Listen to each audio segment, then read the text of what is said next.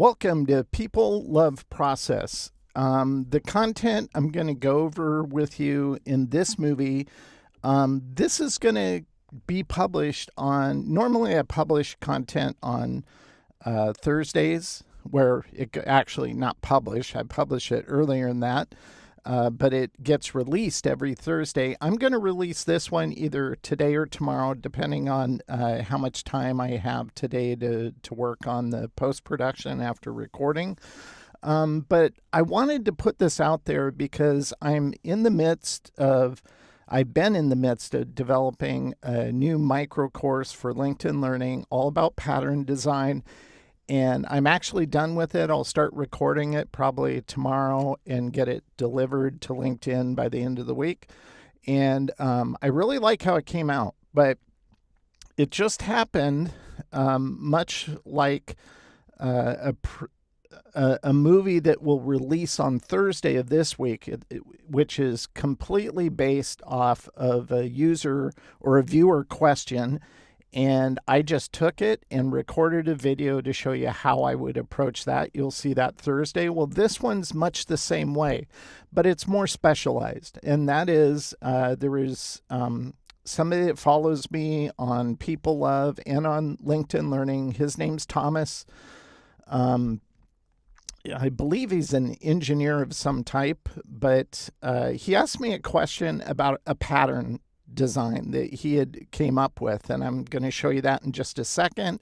And he couldn't figure out how to create a pattern tile.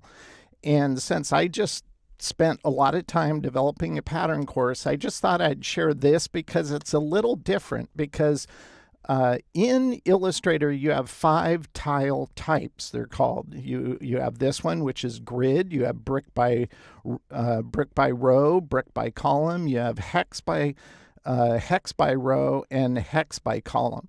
Now, some of these names aren't distinctly associated with, like if you look in the textile industry creates all forms of tile patterns. And within the geometric world of math, you have about, I believe it's 17 types of tilings. Now, within each of those, they categorize them, and you have different variations within each category. I'm going to show you that too.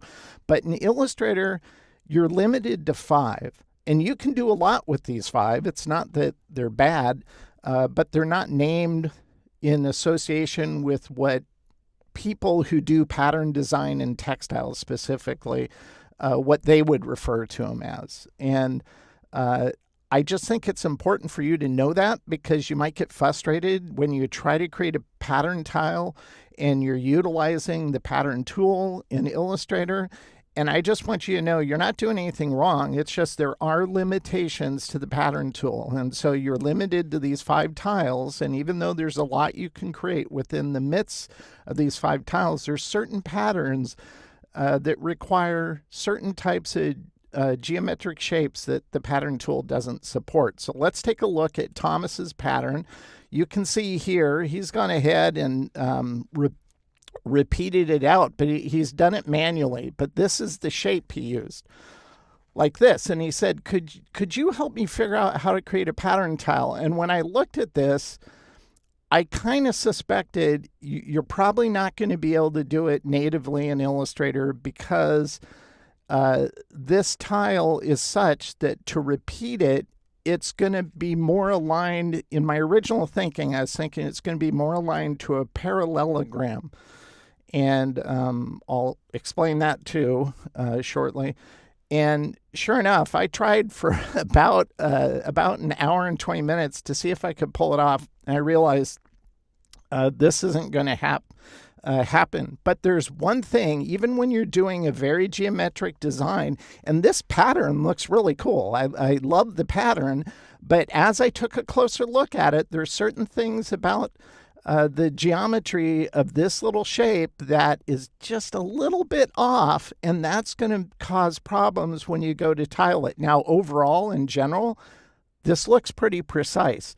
But when you kind of dive in deeper, you'll see there's some small geometric issues with it, and that's what I want to focus on here. And so if we look at the mark here, I'm going to zoom in on this because this mark, this is like a Y shape. So if you think of a triangle and you draw a line from the corner to the center shape, if we move this up, you can see the center shape, geometrically speaking, is here.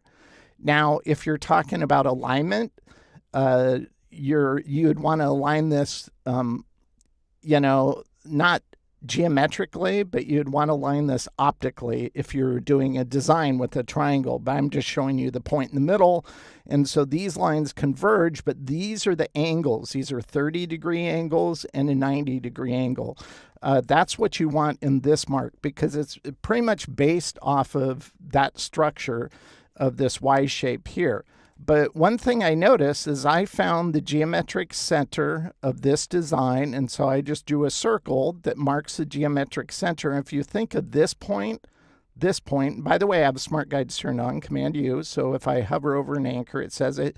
This should be a perfect triangle right here where all of these kind of branches come in. So just to test this really quickly, I drew a line snapping to this point to the edge of the circle. And if I select this and I select this and I go ahead and rotate it, it should be identical on all parts. But I get over here and notice there's a little gap there. So that tells me the geometry is off in terms of how far this branch kind of path goes. And if I go to this one, it's a little too long. So neither of those match. So I knew there were some geometric issues going on. Another thing, if I grab this line, which is 30 degrees, and I make a copy of it, and then I snap it here, notice these angles are slightly off. So I knew I had to fix that. Now, I'm not going to fundamentally change his design. I think the design looks absolutely cool. But we need to fix this geometry to ensure that that's correct, and then we'll try to make a pattern swatch and see if it works that way. Now, if I go over here, all I did, because I like working in whole numbers, and so if I go back to this one and I drew a rectangle, so what's the width of that? If you go up here, you can see the width is 6.0053 points, so it's not whole numbers. So just to make the math easier, I increase this. Let's try another one here. And this one is just 8 points. So I did that just to make the math easier. So when I explain it, you understand what I'm talking about. So it's now 8 point. And then I did an 8-point offset to determine the gap in between these. And you can see those problems show up where this isn't a perfect fit. Because of the issues I showed you previously. So you have a problem there, you have a problem there, and one down here. So those are the things I want to fix. So when it repeats, the gaps are the same proportion as the positive areas of the pattern. And that's not too hard. So if you look at the original shape here, you can see I improved, or not improved, I just created precisely this shape with the 30-degree angles, and all of these extensions match now. And this one was actually a little longer going this way. So I fixed all of that. Why did I do that? Well, it's because I also, this one is this size rather than being going down here, because I want to offset this by 8 points, but the gaps I want to create here, I want this to be 8 points too. So what I did is I figured out and corrected these angles. And so if I take this and I snap it here, right here, so now this is 8 points. Actually, let's snap it right here. 8 points. And then if I clone this again, Command C, Command F, drag it down, this is where it will lock into. And if I clone it once again, and I just hit the F3 key using keyboard shortcuts that I've applied those two.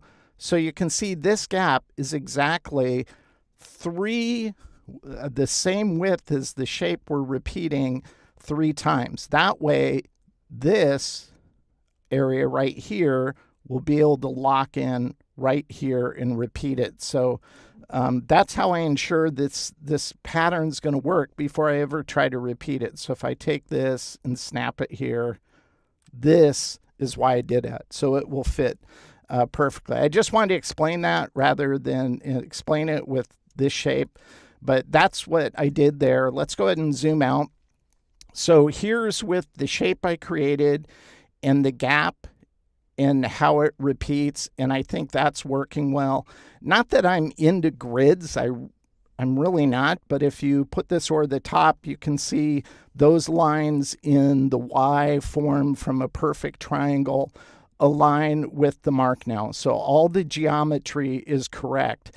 And one thing I thought was kind of nice with this pattern is where they all interlock creates these little triangles too. So it's almost like is saying, okay, you got it correct because we have triangles showing up there. So that was just, not by chance, just happy accident that came up. So what we end up with is what's down here in the bottom right. And so we can attempt to make a pattern swatch with this. Now, if I just select this and go Object, go to Pattern, go to Make, it'll bring us into the Pattern tool, and you can see the 5 tile types: grid, brick by row, brick by column, hex by column, hex by row. So what would you use to create a pattern repeat here? Well, it doesn't really have any tile method that's going to work here. Now, it would be nice if there was transform effects where I can select this and then punch in transforms and make copies. This is just the shape I want to associate with it. So maybe we could go to like brick by column like that. And maybe I can grab the tile tool here and move this over and snap it there. So you can see it's coming in there, but at the top that doesn't look right. So you'd have to pull this up, but there's no way to pull this into here and interlock it. So brick by column won't work. You could try brick by row, but you're going to run into the same issues where you try to bring, let's say, the top down like this, and then you can bring it over to try to align it like this, bring it over even more like that. That's a little too far. So there's no precise way of doing it in the pattern tool, and fundamentally, you're not going to be able to. It'll never align because this is already past where it needs to go, but we still need to move down. And so you'd just be fiddling with this, and you'll never align it perfectly because neither the grid, brick by row, brick by column are designed for this. Now, they have specific shapes like the hex by column. So if we do that, let's go ahead and just expand this like that. If your shape that you're trying to tile aligns with a hexagonal shape, then this would be the ideal tile type to use, but in this case, it's not going to help here. Neither will the hex by row help. It's just not a shape or a pattern tile that you can create with the tile tool because it's kind of based off a parallelogram. So I just wanted to show you that. I tried finessing with those for hours thinking maybe I can stumble upon it, but I couldn't. So I kind of gave up on that. So the 5 tile types are just what illustrators decide to work with. All of them, whether it's the grid, actually, let's go into this really quick. The grid, brick by row, and brick by column, these are all based off of a 90-degree squarish or rectangle shape to create the pattern. And if you use that and you understand the bounding box method, which I go over in my course, and some of the first movies I posted on People Love back in 2022 are pattern ones, and I cover the bounding box method in that. If you understand that, you can create some very immersive patterns from scratch. And the pattern tool will assist you in that, of course, but it works great with grid. It works great with brick by row and brick by column, hex by column, and hex by row. there's ways you can use it where you don't have to have a hexagonal shape, and I show that in my course. So let's go over what are the 17 tile types in geometric math of sorts. So we can also refer to these as tessellations. That's kind of the technical name for a pattern. Now, Illustrator's grid would support this kind of pattern here. Their icon is actually 9 squares. This one, has 12. Here, this would also be supported by Illustrator because ultimately the outline of this the tile is a square, but you could make it up of these triangular shapes, just kind of snapping them together into a square. That's fine. This could be done with the hex by row pattern tile. So they align with some of these, especially these down here. The grid could cover these, a hex by column here, the grid here. But these ones here, these are parallelogram, and there's 3 classifications within tessellation, or I don't know if they call it tessellation math, but making patterns using the math principles. And by the way, in the exercise files, just because I'm not going to totally geek out on this, but if you want to, you can read a PhD PDF I put in there about all these types and why they named them, because they have weird names. I think P stands for parallelogram, but within each type, which you have rotations, reflections, and hybrids, you have different types of rotations. So that shows these. That's what the little swirl is, the rotation. Just to show you how it's being oriented within that shape of sorts. This one, you couldn't tile this in Illustrator because they don't have any shape that aligns to the, it's almost like they cut off the tip of a diamond shape. So you couldn't do this, but if you isolated this hexagonal shape here, you could do something like that, and then you can tile this part out using the hex by row. So it's all about thinking in shapes, how you use the tool. But when it comes to a parallelogram, you can't do this. So let me explain some of these. So let's go ahead and turn this layer on. So here's one where we created with a parallelogram. Now, if I took this and I just copied it, and then I just snapped it, you could manually do this. But in Illustrator, it does it with a square 90-degree bounding box. So ultimately, this is better shown than explained. So I'm just going to select this, go to Object, go to Pattern, go to Make, and you can see it defaults to grid, regardless of if you're using the other ones, but it replicates it directly on top. So it's going to be shifted in this case, and it's not going to work. If we go to the tile tool, well, maybe we can pull it in like this. Well, you might be able to fudge it a little bit, go like this. Maybe you go up here. You could go like that if you wanted to, but it's really not a repeat now because these are both the same color, and you can see it's a little offset, so it's not perfect.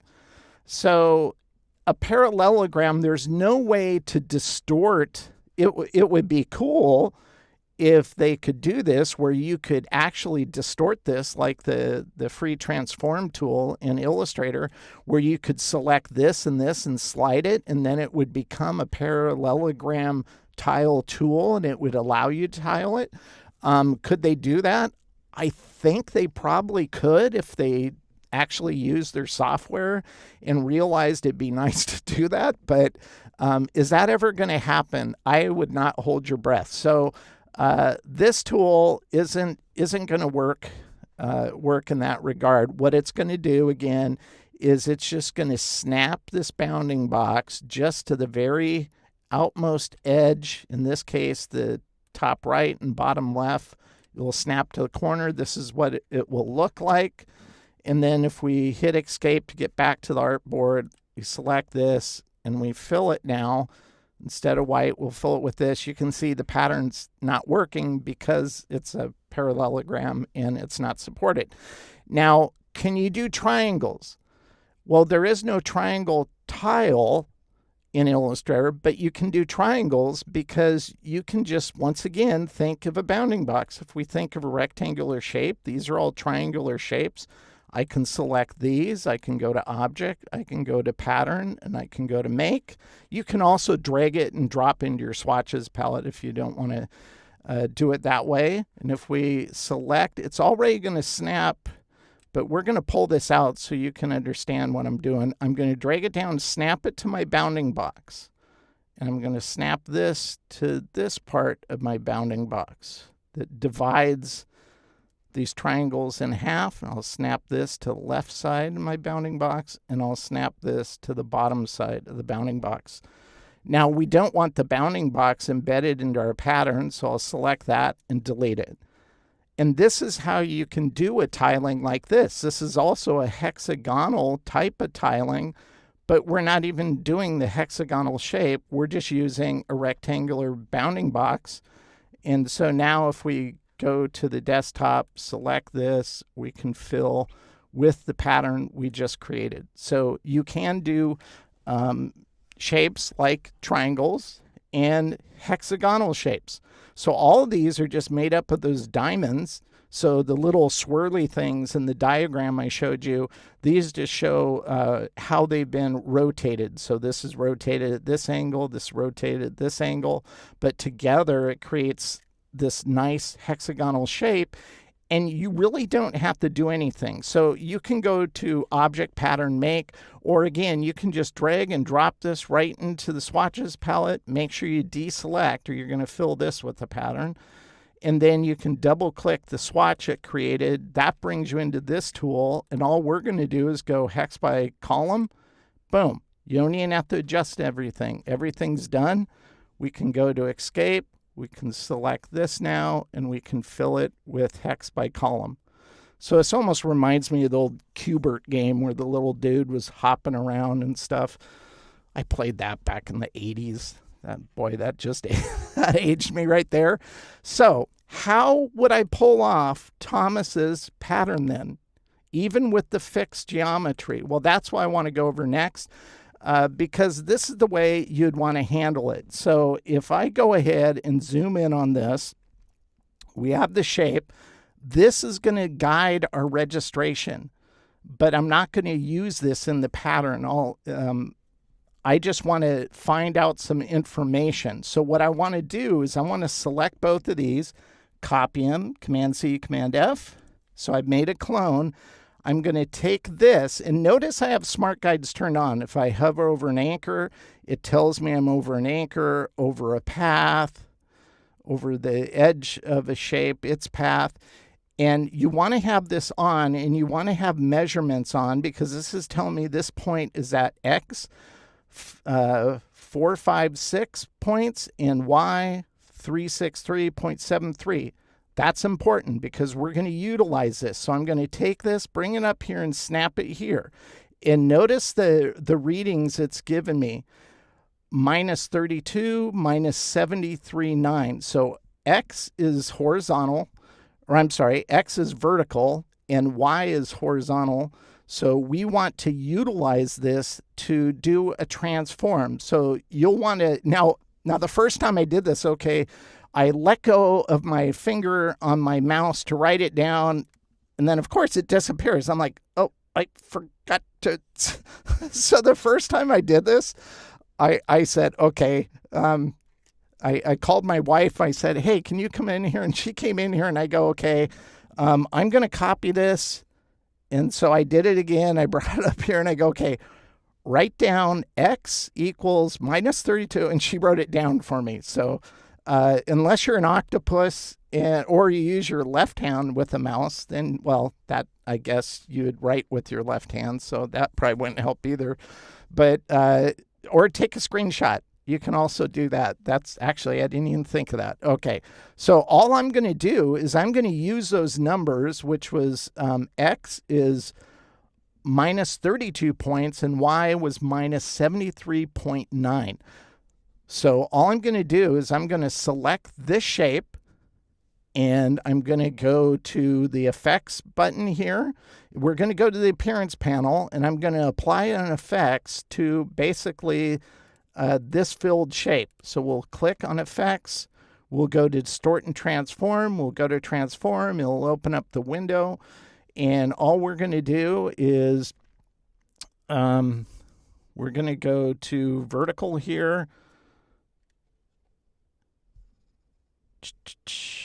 And I'm going to type in, I'm going to type in minus 32. And then we'll do minus 73.9, like that. And that repeats it into that position we had, and it does it one time. But it's just, you can see this one's like left because we're not using copies. So we're going to do, let's say, 22 copies. And I'll turn this on. So now it's repeating and it's using the information we had. So 32x, 73.9y, and we'll click OK. Let's go ahead and zoom out and you can see what it's doing. So it's just repeating it, using those tolerances and creating that pattern and repeating it outward. Now, that's just one effect we've applied to this. So let's go back to this, because what we're going to do now is we're going to apply a second effect to that same shape. Let's zoom in here. And the second effect I want to apply is, again, the exact same type of effect. It's a transform, so go to distort, transform, open up the window. And instead of projecting it vertically, we're going to now project it horizontally.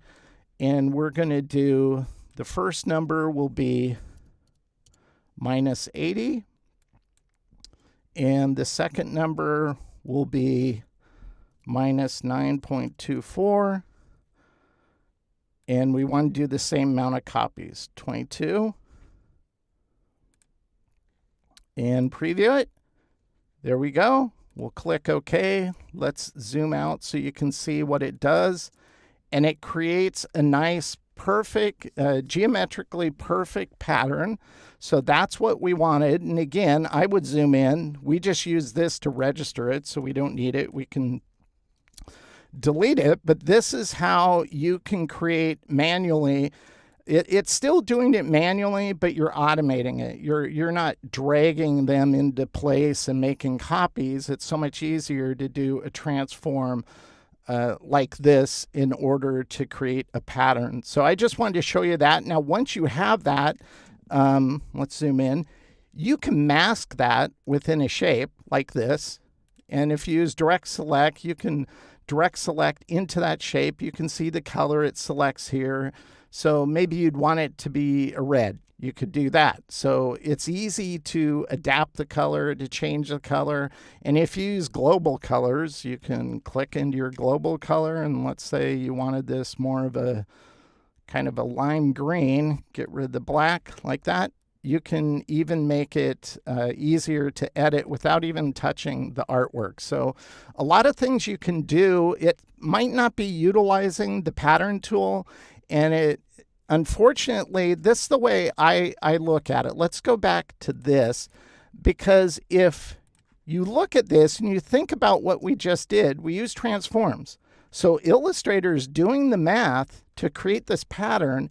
It would be nice if I just selected this, knowing there's a transform on it, open up the properties panel, and you go down here to quick action. If it knows it's already replicating this like this, it would be nice if a button showed up that says create pattern swatch. Could they do that? I asked an engineer about a little over a year ago if that's something they could possibly do, and he said yes. And I said, well, why don't you do that? People would use that all the time. And it was more about, well, it'd be hard to get approved to spend time doing that. Okay, so it's a political thing. It's not really a, lack of talent in your your engineers who code. Okay, whatever. So there is that, if more people asked Adobe to do stuff like that, well, I guarantee you this, if an agency asked Adobe to do it and they paid $40 million a year for their Creative Cloud subscription for globally for all their employees, guess what Illustrator team would prioritize? They would do that. Unfortunately, that's the reality with Adobe. But I want to show you one more. And there's nothing here. That's because it's way down at the bottom. So I'm going to go down here. It doesn't have to be a singular shape. So I took Thomas's shape here and I tiled it manually just to get the three interacting with different colors. So I could select these here, go to my appearance panel. This is where you control it, and then turn on the transforms. And again, create a pattern. So if you wanted it multicolor, let's go ahead and just use this to mask it like that. You can create a really cool pattern this way without using the pattern tool, but still somewhat automating the process using the transform feature. And I think this would actually be a really cool kind of lounge shirt with this pattern on it. So Thomas, I hope this helps you. I'll be giving you this file, sending it to you today, and this is your design. Even though I cleaned up some of the geometry, you own this design, so you can do anything you want with the file I'm going to send you. That's yours. And hopefully everybody watching this, you kind of like the information. This is just something I put together really quick, didn't think too much about it, but make sure to try this yourself. It's kind of fun to do that. I wasn't sure if I could get it precise, but then I'm going, wait a minute, I could just create a bounding box, and that bounding box offset, the gap in this was 8, and I forgot to say this. That means my, let's go back to, I just thought I should tell you this. This is 8 points. This is only 4 offset. That way, when it interacts with another shape with that same offset, it creates that 8-point gap. So forgot to mention that. So hopefully you found this information helpful. And later on this spring, moving into summer, I'll be sharing my my micro course on patterns, a lot of the content on my YouTube channel, so you can watch it. There's so much great content in there. Is so much fun putting that course together. Patterns are just a blast to kind of create, and I'm going to go over everything. So by the time you're done watching those movies, you'll be able to create any kind of pattern you want. This just wasn't covered because this isn't really technically considered a pattern tool method. The pattern tool is its own entity. This is another way you can create patterns. And it'd be nice if Illustrator team would integrate transforms into the pattern functionality, but I'm not sure that's ever going to happen because I don't think they just don't create with the software. That's what it always comes back to. So hopefully somewhere, I know it can be done. How do I know that? Well, because Artlandia is a company that makes a plugin for Adobe Illustrator, and I bought it years ago just to try it out. I was doing my pattern book at the time, and it's pretty complex. It's called Symmetry Works. Their bundle of 3 different programs isn't cheap. It's about $1,000, specifically about $890. But it does all those different tile types I showed you. So there's that. So that tells me the math could be done, but I'm not so sure Illustrator will ever get to that point with their pattern functionality in Illustrator. So if you're interested, you can just Google Symmetry Works by Artlandia, and you can find that plugin and get more information about that. Thanks for watching. Hope this information helps you in your own creative process.